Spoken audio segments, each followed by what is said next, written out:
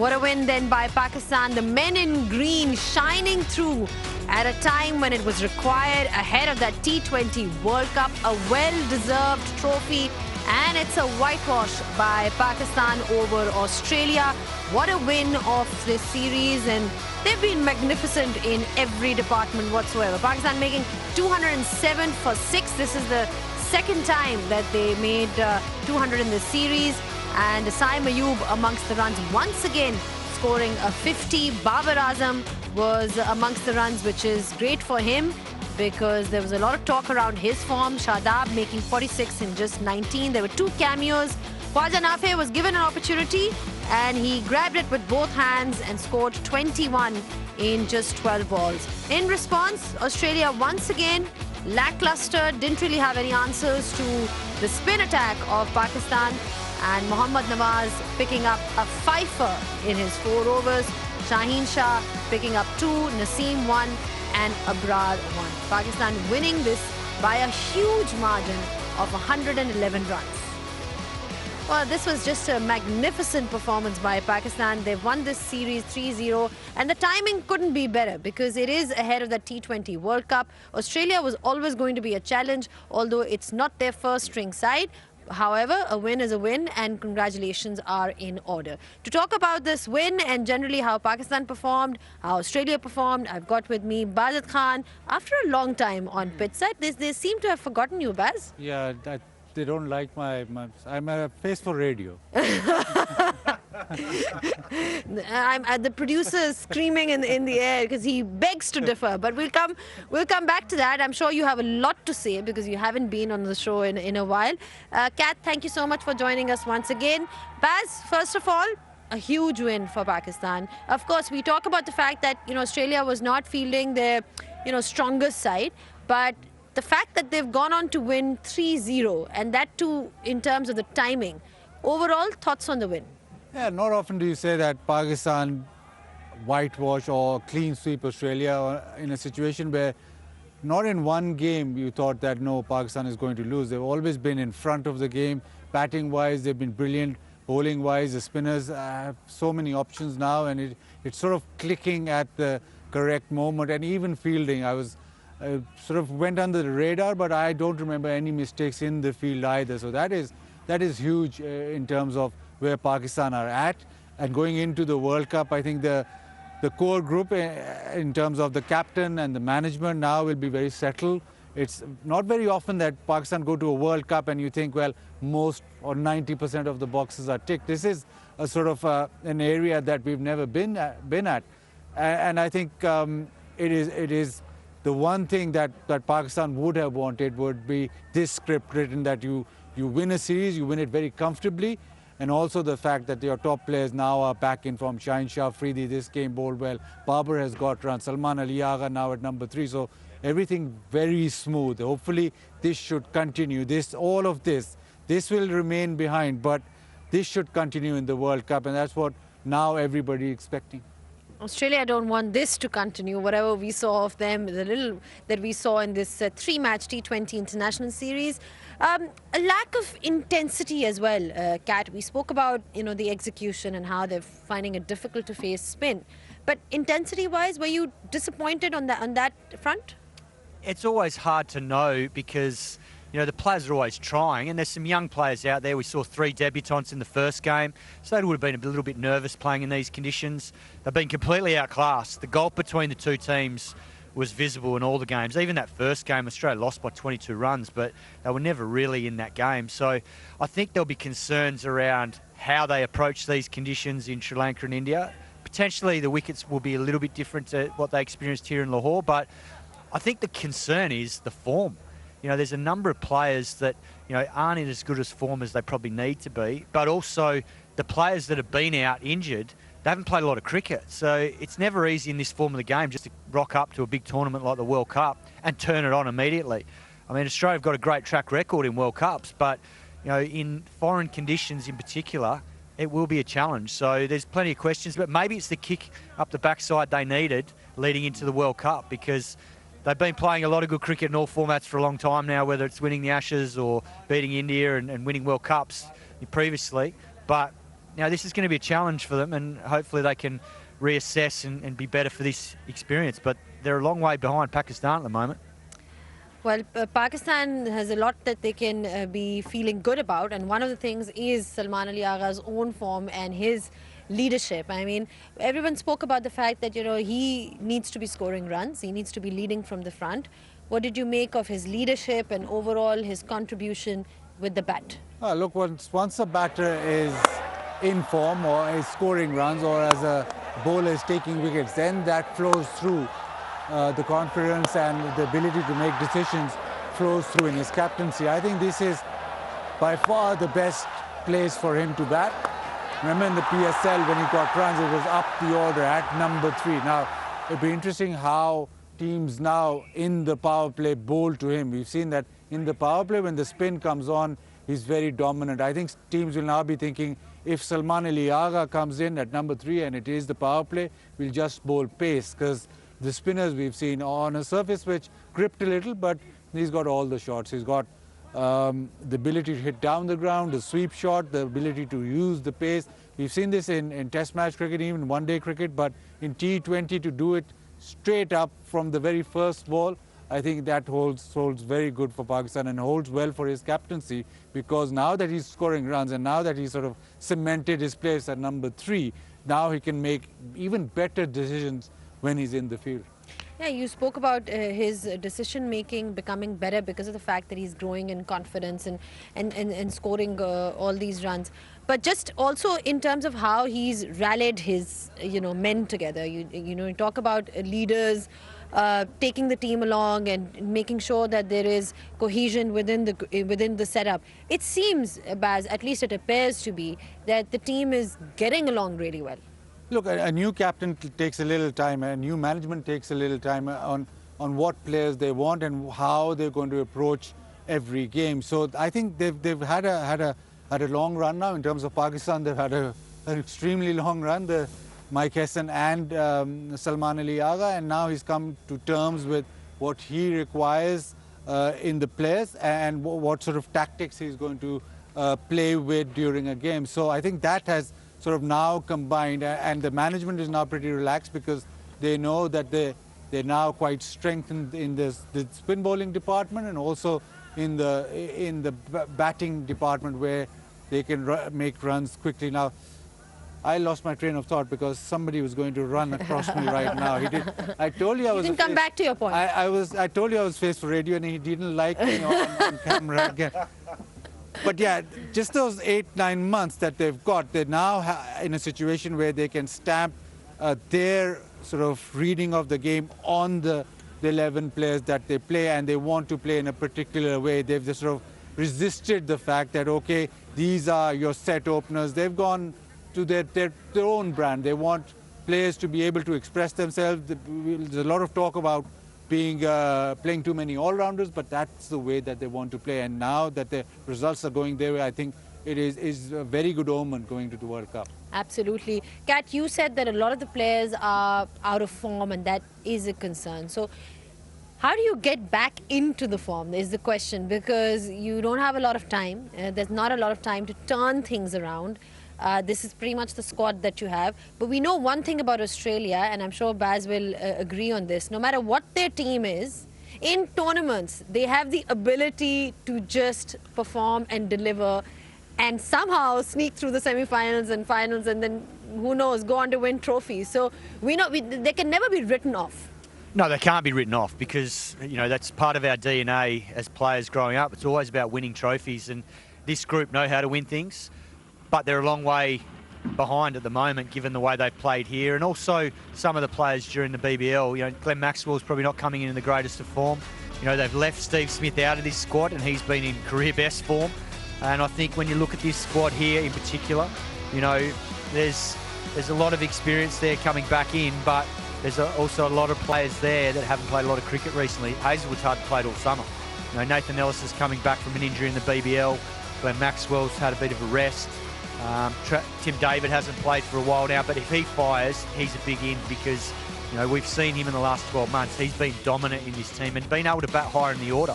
And we know that a number of these players do play well in Indian conditions, so they've struggled here, But they'll go into India confident that with the right preparation and the right work that they do, and hopefully the intensity levels will go up, because I think what we've seen here, you're right, they were lacklustre, and I think there's a number of players that have probably played a lot of cricket recently, big Ashes series, maybe just a little bit flat coming here. Maybe it was just tick this box, let's get to Sri Lanka and prepare there, but they've got some work to do now. Yeah. Baz, Mazhar, I think, put up a graphic that we saw, and I'm not sure actually if he put it up, but it was about the spin bowling average of, collective spin bowling average of Pakistan in the last 1 year. It's right behind India. And just talk us through in terms of what you think of this spin bowling attack, because you've got so many different options now. I think it's very important. I think Abrar has bowled beautifully. Don't give him enough credit because he's the leader of the pack. We talk about Nawaz, who's bowled beautifully throughout these 18 months or so, but I think Abrar is sort of head and shoulders above, and he's the leader of the pack. Then you've got Usman Tariq, the mystery spinner. So especially in Sri Lanka, where Pakistan are going to play, if you've got two bowlers on top of their game and difficult mystery spinners, you've got 8 overs, which is a huge bulk of overs in a T20 game. I reckon the challenge for Pakistan will be if they can play them together in each game. I know Hassan and Salman Ali Agha want a lot of all-rounders in their team, but if you have two specialists who can actually turn the match around, that makes a huge difference in a 20-over game. But yeah, the spin bowling is fabulous. Shadab now comes in, he's bowling well. You've got batting almost all-rounders who turn their arm over and are specialist spinners as such. So Nawaz and Shadab, it's a massive difference. You have the likes of, you go back to the likes of Hafiz, you got Imad Wasim who did a similar job. Pakistan now have 2 of those and then 2 quality spinners. So I'm not surprised the way that they're performing. And also the all-rounders, because Mohammad Nawaz, he took a 5-wicket haul today, but let's not forget his efforts with the bat. In the last 1 year or so, how do you think he's developed his game where he's scoring runs for Pakistan as well? Look, I've said this before, I was quite apprehensive once that game against India went, where Kohli got, I think, 22 runs off him, and it was a huge game, a massive. But I thought that this might dent his career a lot, but he's come back very strong. I think that has actually worked in his favour now. He's bowling as well as he's ever done, and in the batting he knows his strength, and he's not shy of then being able to attack the fast bowlers, but also attack the spin. But I think he is in quite brilliant form, and I think a lot of credit must be given to him for him being so mentally strong to be overcoming such a huge deal. A lot of players would have just faded away, but to overcome that and come back, that shows that he's got a lot of character. The approach in the power play, when you talk about the conditions that we'll have in the T20 World Cup, just looking at that, I mean, would perhaps Australia have to adjust and adapt themselves? Because you talk about the subcontinent, very different to how we see the conditions in Australia and on that side of the world. I mean, do you think that they'll perhaps need to learn quickly, because these are the kind of conditions that we'll be facing? Oh, that's one thing that stood out in this series. Australia, with the ball and the power play, were well short of the mark. And for so long, we've been blessed having someone like Mitchell Starc swing that new ball. Josh Hazlewood, he hasn't played in this series. So they've been dominant in the first 3 or 4 overs. And when there's early strikes, that brings Adam Zampa in the game outside the power play. But as we saw here, Australia with the younger, inexperienced spinners having to bowl on the power play, with only 2 out, it's a big ask. And Kuhnemann, he found it tough here. Cooper Connolly did okay, but he found it tough as well. So, that's going to be the challenge for Australia, is trying to get those spin stocks up to scratch at international level to be able to bowl the tough overs in a power play, if it's going to be hard work for the quicks, because we know in those conditions the quicks can't always just take the new ball, because you might have a match-up like we saw here where you need spin early. All right, then, lots of questions and a lot of areas that need addressing. We're going to take a short break here on Pitside, and we'll be back to discuss more and, of course, looking ahead to that all-important T20 World Cup.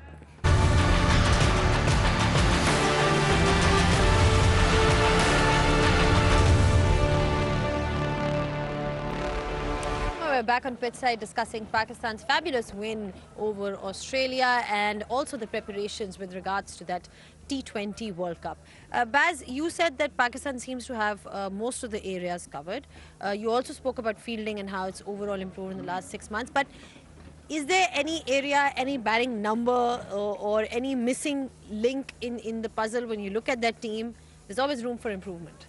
You look at the Something middle you'd order. like to see. You look at the middle order and you don't have a standout batter who can actually finish games. Shadab played exceptionally well, so they're relying on the all-rounders to do that job. I think it's very difficult to have an absolutely complete team in any sort of tournament or any complete team. You look at the greatest teams; those was complete teams. They had players for every situation. They had high-quality players. Pakistan. Maybe you look at the middle order, maybe that's a concern. Also, maybe the combination that Pakistan will bowl. It is quite a risk if you, even in Sri Lanka, I think they have matches on SCC, and that's not a pitch where you can just go with spinners, and it's not a pitch where we'll turn square. So how many fast bowlers do you play? Do you risk just playing one fast bowler? Do you risk just playing a couple of fast bowlers? Because in and out of the power play and the back end, you need fast bowlers. It'll be interesting how they manage that. But it's a problem of plenty with the bowling. I think the batting, they just need to make sure that the middle order finds its tone. That's all everybody's area of concern, is that 5-6, 4-5-6. Maybe Babar got a 50 today, but ideally Babar should be batting sort of higher up the order, which is, I think, not the case now. But that 5-6 is a slight area of concern. Kat, from Australia's perspective, when you look at that squad and you look at the resources that they have, I mean, what kind of combination do you think would be ideal for them? I'm talking about, like Baz mentioned, the fact that Pakistan has the option of going in with just one seamer. So I think, how would Australia evaluate that decision, or what would be the ideal combination for them going ahead into the World Cup? Yeah, look, they'll chop and change depending on who they're playing and what sort of surfaces they're on. But I think the big question for them is, you know, they'll want to have batting depth because they've always had that ability to have someone still coming in at probably number 8 that can turn a game. You know, Glenn Maxwell might line up at number 7 in this tournament. You know, we've seen Tim David move up the order to sort of 4 or 5. He's played that role in the past. But they do have that capacity, particularly with the power at the top of the order. I think if they get off to good starts with Head and Marsh, and then wherever Green's going to slot in 3 or 4, I think he's going to be in that sort of vicinity, they'll have the power. It's just if conditions aren't in their favour, like we saw here in Lahore, then what are they going to do? And that's why I think everyone back home in Australia is asking the question, how is Steve Smith not in this squad? Because he's got the ability in subcontinental conditions to be able to manoeuvre the ball around against spin when it's turning and play those sorts of knocks that can still keep the tempo of the innings going through the middle, rather than what we've seen here where wickets just keep losing, you know, in clusters and there's been no real momentum in the innings. So I think there's that factor, but then the bowling factor will be which spinners or part-time spinners do they use to complement Zampa, because here in these conditions, Pakistan have really exposed that aspect of their game. Yeah, just thinking about Australia. Australia start off in Sri Lanka. They'll be then shift to India. I think India will suit them better with their batting. They've got a lot of power hitters, but the area of concern for me is still the bowling. As Simon just pointed out, I think the bowling has to come to fore. They don't have apart from Zampa, they've looked a side which can be taken apart with the fast bowling. Hazelwood was such an important bowler at the top of the order, the power play, but I think more of a concern, although they've not gotten a lot of runs, but once they shift to India, more of concern would be the bowling rather than the batting. All right. In terms of, you know, you spoke about Pakistan, and have you been pleasantly surprised with the kind of approach that we've seen at the top from them? Because 72 runs were scored in that previous game in the 6 overs, and generally there seems to be intent. You know, we keep talking about that one word, but it's being executed to perfection as well, Baz. I mean, we talk about how Pakistan is lagging behind in the modern day T20 cricket. Were you pleasantly surprised, or you saw this coming considering the setup? No, absolutely. The way that obviously we always knew that Salman Ali Agha is a good player of spin, but the way that he played was was quite a surprise. Simon Ayub coming into form. Simon talked about players in form. He is now in form, and he's very dangerous when he is in form. And he's taken his time in T20 cricket. He hasn't mastered that as yet as he's mastered one-day cricket. But him being in form gives you another dimension. You can even tinker with Fakhar actually at the top of order. And when those two fire, Fakhar at the moment not in form, that probably is one box that hasn't been ticked. But when those I was going to come to that. when those two fire, then it can become really interesting. But the way that they batted, the way that they fielded this series, I don't think you can fault them. All right, then. There you heard it from Baz. They've been really good with the bat and the ball, and as well in the field as well. We saw some brilliant catches being taken. So that's one department that's definitely been looked after in the last year or so. We'll take another break here on pitch side, and we'll be back just in a bit.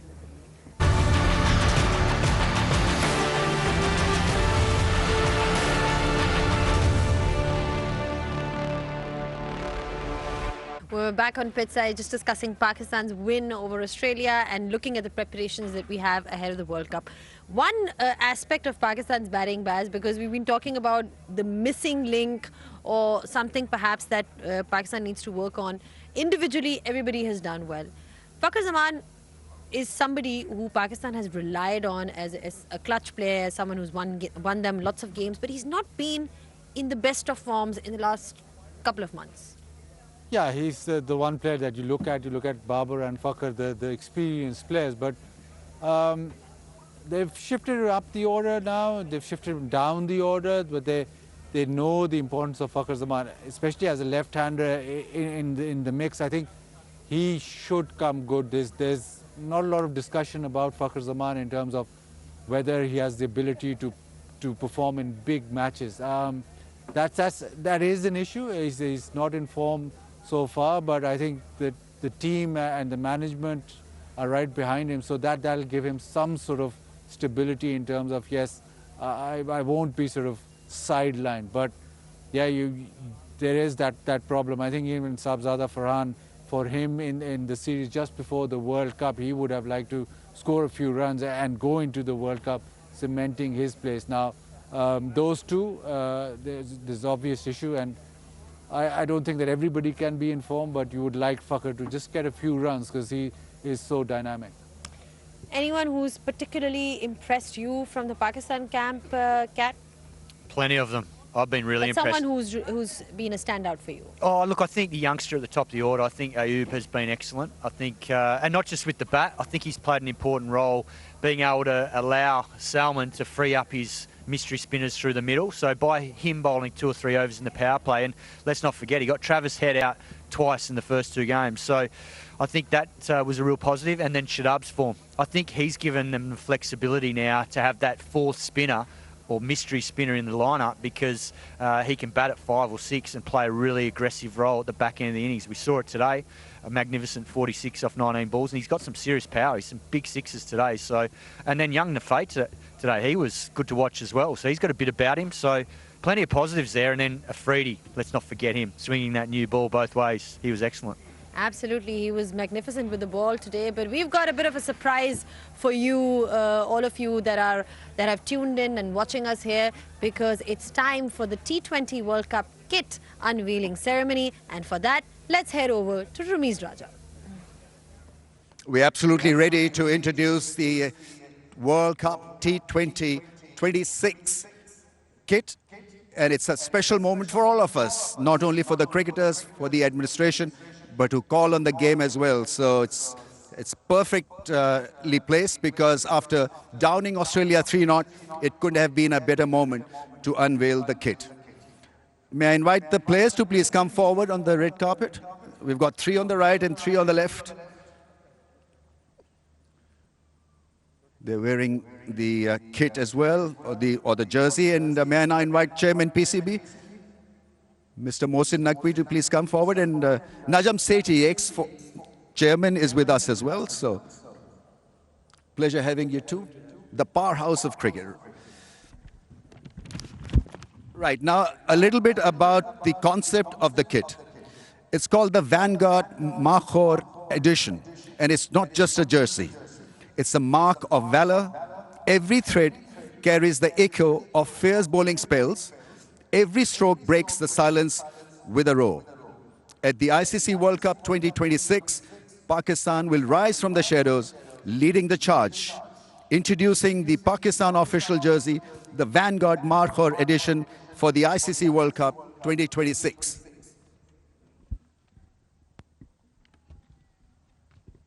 Right, let's see the jersey on the big screen.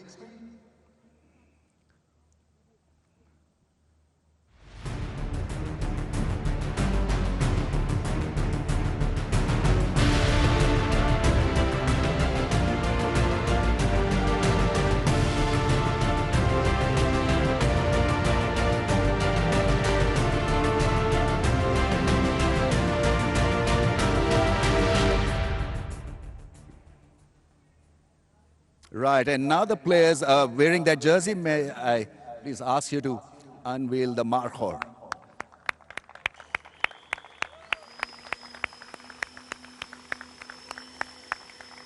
Yeah, it's beautiful green. You can turn around as well, Salman Ali Agha. Yeah. Looks solid. And all the best, because the merchandise during the World Cup will sell like hotcakes, and I'm sure this will be taken by the fans in a jiffy. I've got the PCB chairman here with us. Anything you want to add to this? I just want to wish them best of luck. And I'm very much hopeful that these boys will come back with the trophy, inshallah ta'ala. Inshallah. And quickly, this performance against Australia is world class, absolutely. I mean, I've got to ask your thoughts, your emotions right now. I am really, really happy because this is a team everybody would like to have. And all of them work really hard. The coaching staff, the team players, and everyone. So credit goes to them. And finally, Seri Saab, have you watched any of the Australian T20s? I have, and I must say that the team is now coming along nicely. All right, okay. Any special performance that you want to mention? Well, I mean, I was quite happily surprised at the spinning combinations we put together. I think this is a good sign. But I do want to say one thing. This striptease was quite interesting. Yeah, I mean, it's we could only go as long as we can regarding the situation. But anyway, they look glorious in the new jersey. And, well, that is what we have from here.